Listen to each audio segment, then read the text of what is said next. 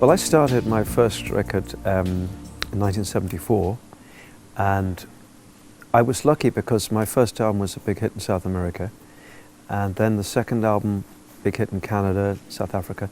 So for me it was a gentle rise, and the 80s were very big. In Europe I was performing in football stadiums and very big arenas with my band.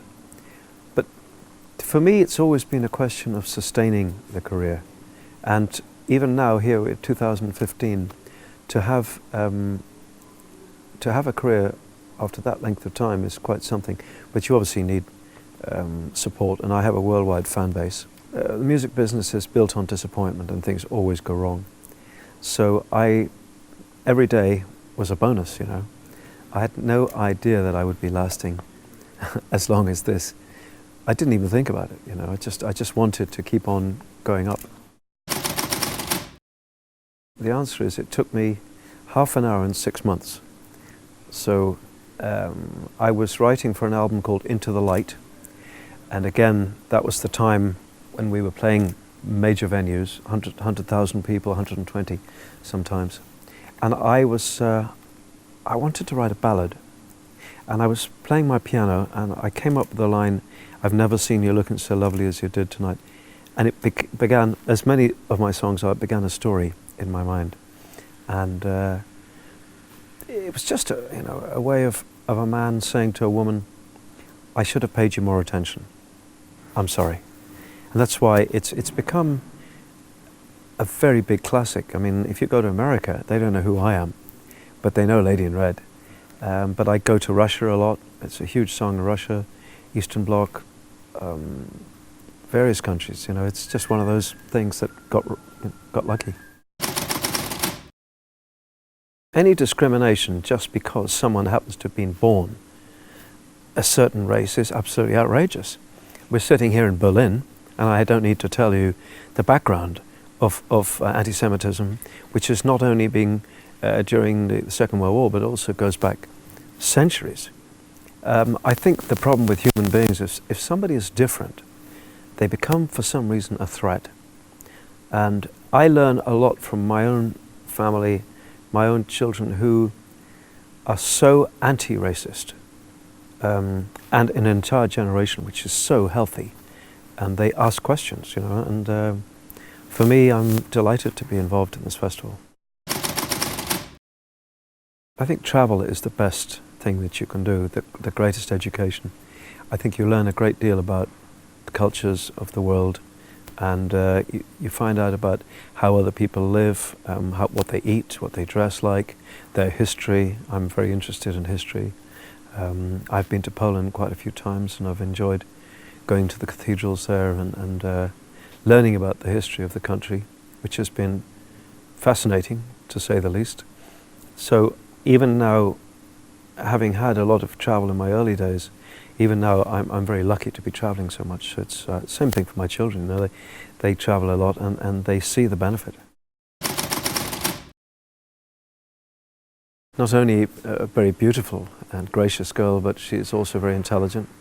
And when she finished Miss World, she went back to college and got an honours degree in history of art and sociology. It's the top thing you can get. And now she's just written a book about healthy lifestyle, vegan diet, and so on.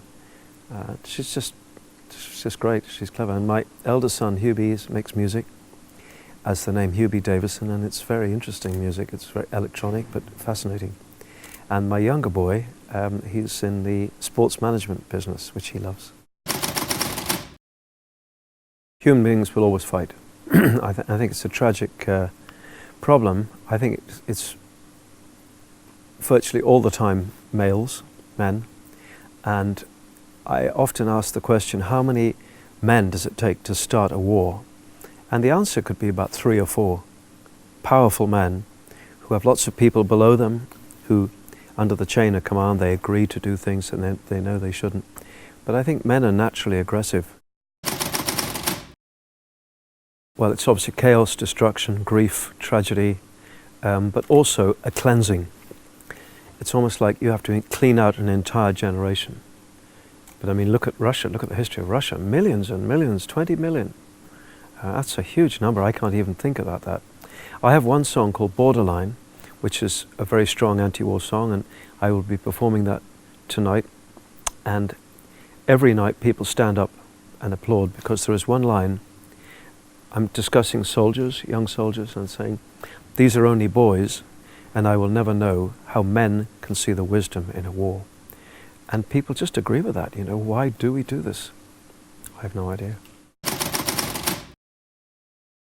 It must be the Guinness. I think the reason Ireland offers so much to the musical world is because we have an attitude there which is, why not? And it also comes from a background of storytellers and travelling musicians, and also the desire not to be English as well, because English music is very successful, of course, but Ireland, always those musicians want to be not English, if you know what I mean, when it comes to music. The secret of a long-lasting marriage: respect, friendship, humour, love, laughter, friends, friendship, good strong family ties and bonds, and separation from time to time, so to give the other person little space. I'm not talking about separation, you know, goodbye. I'm just saying a little time apart, having your own interests, either together or separately. It's a difficult profession to be in because I have to travel so much, but yeah, it works very well.